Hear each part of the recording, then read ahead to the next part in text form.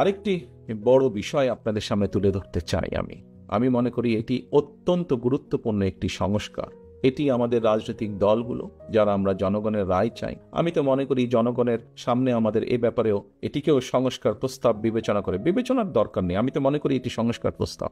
20 কোটি মানুষ যদি আমরা ধরে নিই, 20 কোটি মানুষের প্রতিদিনের ব্যবহার্য পানি, কি পরিমাণ পানি প্রয়োজন হয়, প্রতিটি মানুষ কি তার ব্যবহারের জন্য যথেষ্ট পানি, পিওর পানি কি আমরা সরবরাহ করতে সক্ষম হচ্ছি? আমরা হয়তো হচ্ছি না।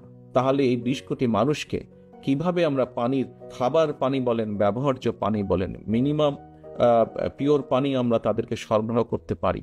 এটি কি একটি সংস্কার প্রস্তাব হতে পারে না? অবশ্যই এটি হতে পারে।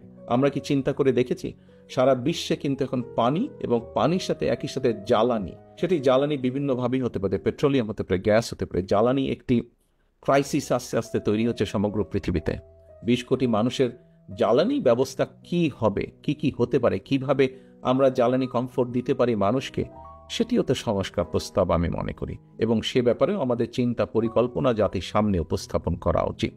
প্রিয় সহকর্মীবৃন্দ, আমাদের এই যে আপনাদের সামনে ইফতারের আর বেশিক্ষণ সময় নেই, আমি বক্তব্য বাড়াবো না। আমি এখানে উপস্থিত যারা রাজনীতিবিদ আছেন সকলকে আমি অনুরোধ করব, আসুন জনগণের এই বিষয়গুলোর ব্যাপারেও আমরা চিন্তা করি, কথা বলি। আমাদের এই ব্যাপারেও আমাদের কি সংস্কার আছে সেগুলো আমরা তুলে ধরার চেষ্টা করি। আমরা বাস্তবধর্মী সমালোচনা অবশ্যই করব একজন আরেকজনের, কিন্তু সমালোচনা করতে গিয়ে এমন পরিস্থিতিতে যাতে আমরা এসে না দাঁড়াই যেখানে আমরা জনগণের এই ইস্যুগুলোকে, দেশের এই ইস্যুগুলোকে আমরা অ্যাড্রেস করতে ভুলে যাব। আমাদের কাছে অন্য কিছু মুখ্য হয়ে যাবে, এগুলো গৌণ হয়ে যাবে। এটি যদি হয় তাহলে এই দেশের সম্ভাবনা সব শেষ হয়ে যাবে, নষ্ট হয়ে যেতে পারে। এবং অবশ্যই এটি আমাদের এই ঘরে উপস্থিত কারোরই সেটি চাওয়া নয়।